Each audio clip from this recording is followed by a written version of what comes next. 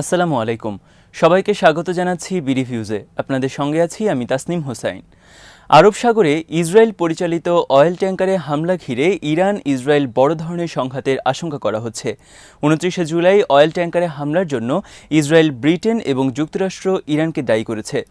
Israel বলেছে তাদের কাছে প্রমাণ রয়েছে ইরান এই হামলা করেছে, আর এই হামলার জবাবে তারা ইরানের বিরুদ্ধে উপযুক্ত পদক্ষেপ নেবে।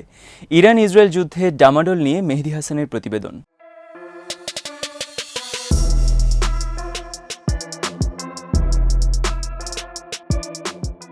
ইসরায়েলের একজন উচ্চপদস্থ কর্মকর্তা বিবিসিকে বলেছেন, এ হামলার পর ইসরায়েলের পক্ষে চোখ বন্ধ করে থাকা কঠিন হবে।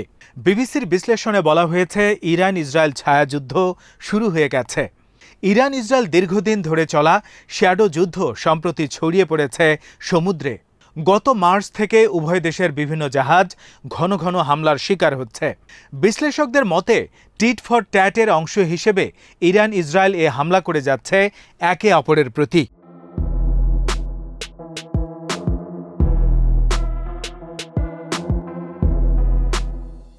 তবে এই ধরনের হামলায় প্রাণহানির ঘটনার নজির কম, কিন্তু 29শে জুলাই হামলায় 2 জনের মৃত্যুর ঘটনা ঘিরে এটি মারাত্মক পরিণতির দিকে গড়াতে পারে।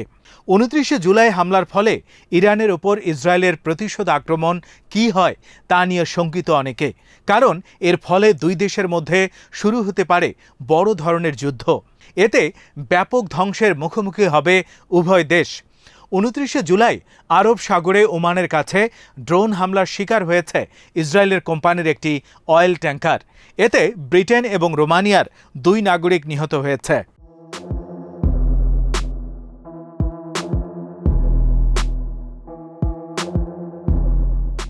হামলার শিকার হওয়া অয়েল ট্যাঙ্কারের নাম এমভি মার্চার স্ট্রিট। লন্ডন ভিত্তিক জোডাইক মেরিটাইম এটি পরিচালনা করে। জোডাইক মেরিটাইম ইসরায়েলের শিপিং ম্যাগনেট ইয়াল অফারের অধীন একটি প্রতিষ্ঠান। হামলার শিকার অয়েল ট্যাঙ্কারটি জাপানের। জাহাজের নাবিকদের উদ্ধার করে সিএনএনের খবরে বলা হয়েছে, অয়েল ট্যাঙ্কারে ড্রোনের মাধ্যমে হামলা করা হয়েছে। জাহাজটি তানজানিয়া থেকে সংযুক্ত আরব আমিরাতে যাচ্ছিল।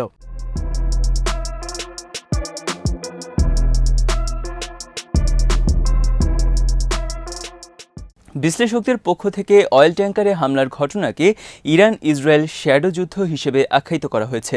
অনেকে আশঙ্কা করছেন এর পরিণতি হতে পারে মারাত্মক। ইসরায়েলের প্রধানমন্ত্রী নাফতালি বেনেট বলেছেন তার কাছে গোয়েন্দা তথ্য রয়েছে এই হামলা ঘটিয়েছে ইরান। 1 আগস্ট ক্যাবিনেট বৈঠকে নাফতালি এই কথা বলেন। তেহরান এই অভিযোগকে ভিত্তিহীন বলে আখ্যায়িত করেছে।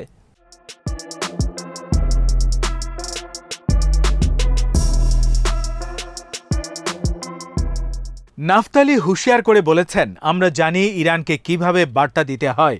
জবাবে তেহরান বলছে, স্বার্থ রক্ষায় পদক্ষেপ নিতে তারা দ্বিধা করবে না। ইরানের পররাষ্ট্র মন্ত্রণালয়ের মুখপাত্র সাইদ খতিবজাদে সাংবাদিকদের বলেছেন, অবৈধ রাষ্ট্র ইসরায়েলকে এ ধরনের ভিত্তিহীন অভিযোগ অবশ্যই বন্ধ করতে হবে। নাফতালি বলেছেন, ইরানের এ হামলা শুধু ইসরায়েলের জন্য নয়, বরং আন্তর্জাতিক সমুদ্র বাণিজ্য এবং মুক্ত স্বাধীন জাহাজ চলাচলের প্রতি মারাত্মক হুমকি। 30শে জুলাই ইসরায়েলি পররাষ্ট্রমন্ত্রী ইয়ার লাপিড বলেছেন, এর পেছনে রয়েছে ইরানি সন্ত্রাসবাদ।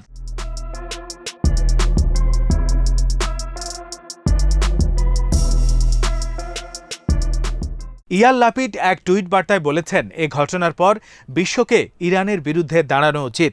ইরানি সন্ত্রাসের বিরুদ্ধে আমরা কখনোই চুপ করে বসে থাকব না। ব্রিটেনের পররাষ্ট্রমন্ত্রী ডমিনিক রাবো এ ঘটনার জন্য ইরানকে দায়ী করেছেন। তিনি বলেছেন, আমাদের বিশ্বাস এ হামলা ছিল পরিকল্পিত। এ হামলার মাধ্যমে ইরান সুস্পষ্টভাবে আন্তর্জাতিক আইন ভঙ্গ করেছে।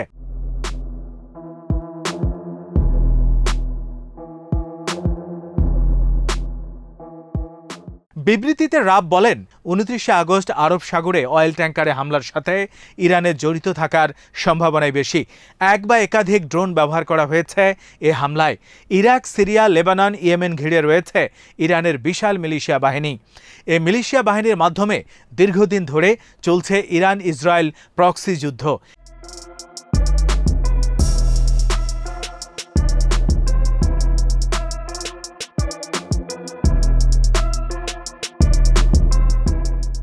গত মার্চ থেকে আরব সাগরে ইরান এবং ইসরায়েলি জাহাজে বেশ কয়েকটি হামলার ঘটনা ঘটেছে। বিশ্লেষকদের মতে এর প্রত্যেকটি ইরান এবং ইসরায়েল একে অপরের প্রতি করেছে পাল্টাপাল্টি আক্রমণ হিসেবে। এটি একটি অঘোষিত ছায়াযুদ্ধ। প্রত্যেক হামলার পর ইরান ইসরায়েল একে অপরের প্রতি অভিযোগ করেছে, আর প্রত্যেকেই এসব হামলা অস্বীকার করেছে।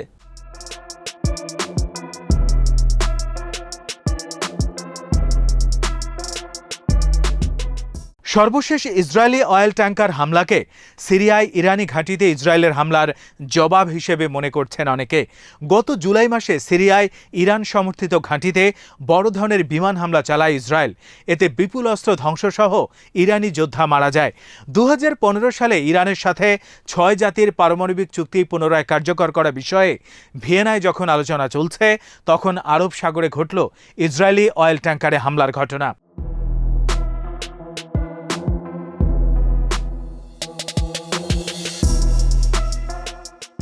ইসরায়েল প্রকাশ্য বিরোধিতা করে আসছে 2015 সালের পরমাণু চুক্তিতে যুক্তরাষ্ট্র যেন পুনরায় প্রবেশ না করে। 2015 সালের এ চুক্তির মাধ্যমে ইরানের ওপর থেকে নিষেধাজ্ঞা তুলে নেওয়া হয়। কিন্তু 2018 সালে ট্রাম্প প্রশাসন একতরফাভাবে এ চুক্তি থেকে বের হয়ে আসে এবং ইরানের ওপর নতুন করে কঠোর অবরোধ আরোপ করে। যুক্তরাষ্ট্র, ইসরায়েল সহ পশ্চিমাদের বিশ্বাস ইরান পারমাণবিক বোমা বানাচ্ছে। ইরান এ দাবি অস্বীকার করে বলেছে তাদের পারমাণবিক কার্যক্রম বিদ্যুৎ উৎপাদনের জন্য।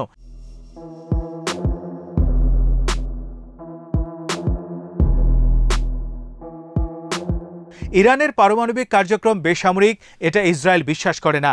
ইসরায়েলের বিশ্বাস ইরান গোপনে পারমাণবিক বোমা তৈরির কাজ করে যাচ্ছে, আর তারা চেষ্টা করছে এ বোমা ব্যালিস্টিক মিসাইলে সেট করার। ইসরায়েলের প্রকাশ্য ঘোষণা, তারা ইরানকে পারমাণবিক বোমার অধিকারী হতে দেবে না।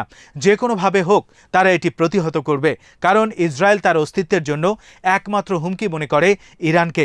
ইসরায়েলের সাবেক প্রধানমন্ত্রী নেতানিয়াহু বলেছেন, তাদের জন্য মধ্যপ্রাচ্যে ইরানের মতো বিপজ্জনক আর কোনো দেশ নেই। ইসরায়েল মনে করে ইরানের সম্ভাব্য পারমাণবিক বোমা গোটা বিশ্বের জন্য হুমকি।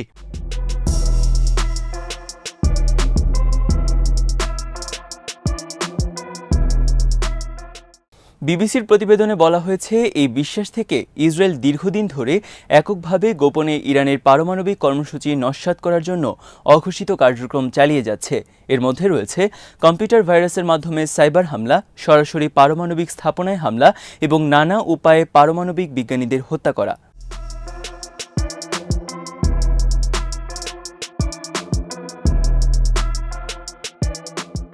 ইসরায়েলের এসব নাশকতা উল্লেখ করে বিবিসির প্রতিবেদনে বলা হয়েছে, চলতি শতকের শুরুতে ইরানের কয়েকজন শীর্ষ পরমাণু বিজ্ঞানী মারা গেছে রহস্যজনকভাবে।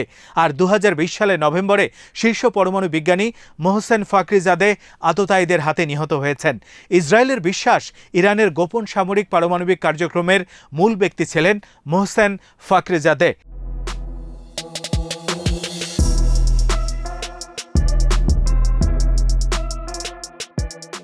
ইরানের পারমাণবিক স্থাপনায় একের পর এক হামলা, পরমাণু বিজ্ঞানীকে হত্যার জন্য ইরান ইসরায়েলকে অভিযুক্ত করছে।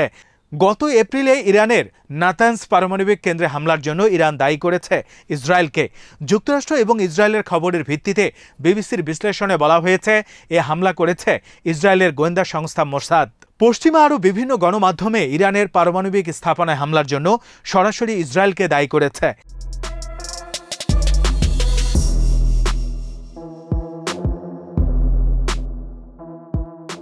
নাতানস পরমাণু স্থাপনায় হামলার পর ইরান প্রতিজ্ঞা করেছে তারা উপযুক্ত সময়ে এর জবাব দেবে।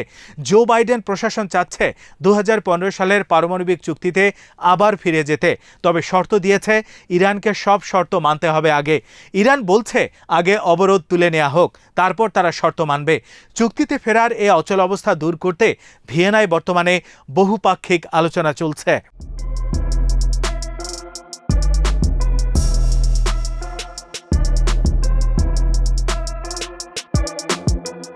ইসরায়েল জোর চেষ্টা চালাচ্ছে 2015 সালের এই চুক্তি যাতে আবারও কার্যকর হয় সেজন্য।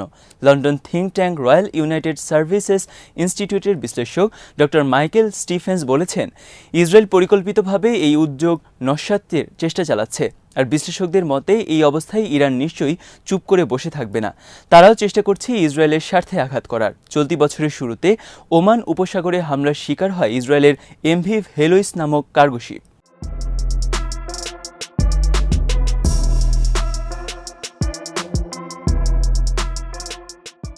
এপ্রিলে লোহিত সাগরের হামলার শিকার হয় ইরানি জাহাজ শাভিজ। যুক্তরাষ্ট্রের গণমাধ্যমের খবর অনুসারে গত 1.5 বছরে সিরিয়াগামী ইরানি তেল এবং অস্ত্রবাহী কমপক্ষে 12টি জাহাজে টার্গেট করেছে ইসরায়েল। সিরিয়ার গৃহযুদ্ধের ফলে মধ্যপ্রাচ্যে বিস্তার লাভ করেছে ইরানের মিলিশিয়া বাহিনী। ইরান তাদেরকে উন্নত অস্ত্র সরবরাহ করছে মর্মে অভিযোগ রয়েছে। ইসরায়েলের পার্শ্ববর্তী বিভিন্ন দেশ থেকে ইরান সমর্থিত মিলিশিয়া বাহিনীর মাধ্যমে ইরান ইসরায়েলের বিরুদ্ধে প্রক্সি যুদ্ধ চালিয়ে যাচ্ছে। ইসরায়েলের জন্য এসব মিলিশিয়া বাহিনী এখন বড় ধরনের হুমকি হিসেবে আবির্ভূত হয়েছে।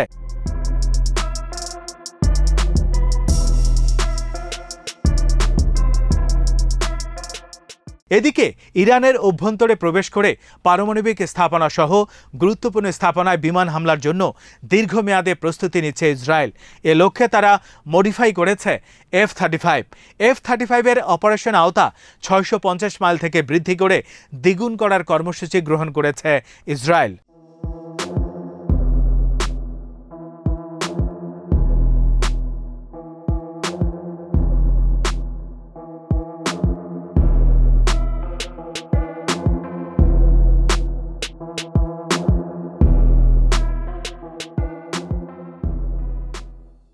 এরই সাথে শেষ করছি আমাদের আজকের আয়োজন। সবাই ভালো থাকুন, সুস্থ থাকুন আর নিরাপদে থাকুন। চ্যানেলটি ভালো লাগলে সাবস্ক্রাইব করুন, bdviews.net ভিজিট করুন। আমাদের ফেসবুক পেজে সংযুক্ত থাকুন। ঘরে এবং ঘরের বাইরে স্বাস্থ্যবিধি মেনে চলুন এবং অবশ্যই মাস্ক ব্যবহার করুন। আল্লাহ হাফেজ।